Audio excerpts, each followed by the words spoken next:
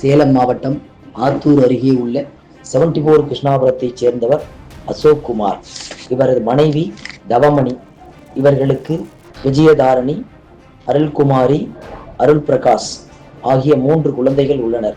இந்த நிலையில் அசோக் குமார் கடந்த 4 ஆண்டுகளுக்கு முன்பு நெய்வேலி பகுதியில் குடும்பத்துடன் வசித்து வந்துள்ளார்.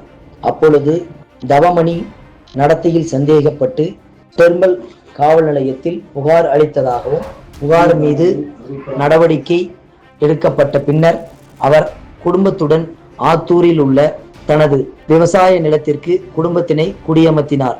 இந்த நிலையில் நேற்று இரவு நெய்வேலியிலிருந்து வந்த அசோக் குமார் அதிகாலை 4 மணி அளவில் பக்கத்து தோட்டத்தில் இருந்தவரிடம் சென்று தனது மனைவி, குழந்தைகளை மர்ம நபர்கள் 2 பேர் வெட்டிவிட்டு சென்று விட்டதாக கூறியுள்ளார். உடனடியாக போலீசாருக்கு தகவல் கொடுத்ததன் அடிப்படையில் அங்கு வந்த போலீசார் இறந்து கிடந்த 2 உடல்களையும் மீட்டனர். உயிருக்கு போராடிய நிலையில் இருந்த மனைவி தவமணி, மகள் அருள்குமாரி ஆகிய இருவரையும் ஆத்தூர் அரசு மருத்துவமனைக்கு அனுப்பி வைக்கப்பட்டு சேலம் மருத்துவமனையில் சிகிச்சை பெற்று வருகிறார்.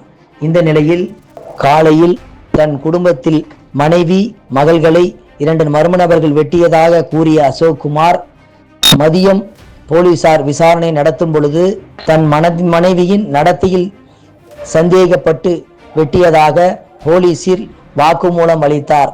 அதன் பின்னர் தற்பொழுது மீண்டும் போலீசார் விசாரணையை முடுக்கிவிட்டுள்ளனர். அப்பொழுது அசோக் குமாருக்கும் நெய்வேலியைச் சேர்ந்த ஒரு பெண்ணுக்கும் ஏற்பட்ட தொடர்பு தனது மனைவிக்கு தெரிந்ததால் நான் மனைவி மற்றும் குழந்தைகளை வெட்டியதாக மீண்டும் ஒரு அதிர்ச்சியூட்டும் தகவலை தெரிவித்துள்ளார். இந்த கொலை சம்பவம் தொடர்பாக தவமணியினுடைய தாயார் கலையரசி கெங்கவள்ளி போலீசில் அளித்த புகாரில் தனது மகள் தவமணி நெய்வேலியில் இருக்கும் பொழுது வேறு ஒரு நபரிடம் தொடர்பில் இருந்ததாகவும், அதனால் இவர்களுக்குள் அடிக்கடி தகராறு ஏற்பட்டுள்ளதாகவும், தற்பொழுது மருமகன் நெய்வேலியில் உள்ள வேறொரு பொன்னிடம் தொடர்பில் இருப்பதாகவும், அந்த நாள் இருவருக்கும் அடிக்கடி தொடர்ந்து தகராறு ஏற்பட்டுள்ளதாகவும், நேற்று இரவு தனது மருமகன் வீட்டிற்கு வந்துள்ளதாக தவமணி கூறியதாகவும், தவமணி கணவர் அசோக் குமார் தன்னை கொலை செய்வதாக மிரட்டியதாகவும் புகாரில் கூறியுள்ளார்.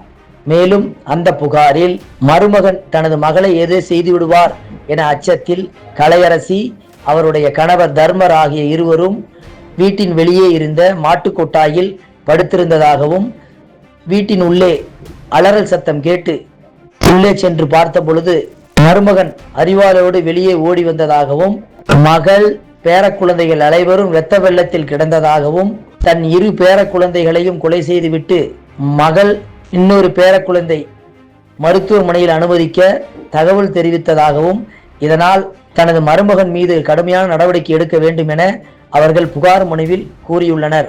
இந்த கொலை சம்பவம் குறித்து ஆத்தூர் டிஎஸ்பி சதீஷ்குமாரிடம் கேட்டபோது முன்னுக்கு பின் முரணான பதில்களை தொடர்ந்து அசோக் குமார் கூறி வருவதாகவும், எந்த ஒரு நிலைப்பாட்டையும் எங்களால் எடுக்க முடியாத சூழ்நிலையில் உள்ளதாகவும், இது தொடர்பாக மாவட்ட காவல்துறை கண்காணிப்பாளர் அவர்கள் அறிக்கை விரைவில் வெளியிட உள்ளதாகவும் டிஎஸ்பி சதீஷ்குமார் தெரிவித்தார். செய்திகளை உடனுக்குடன் தெரிந்து கொள்ள உடனே சப்ஸ்கிரைப் பண்ணுங்க.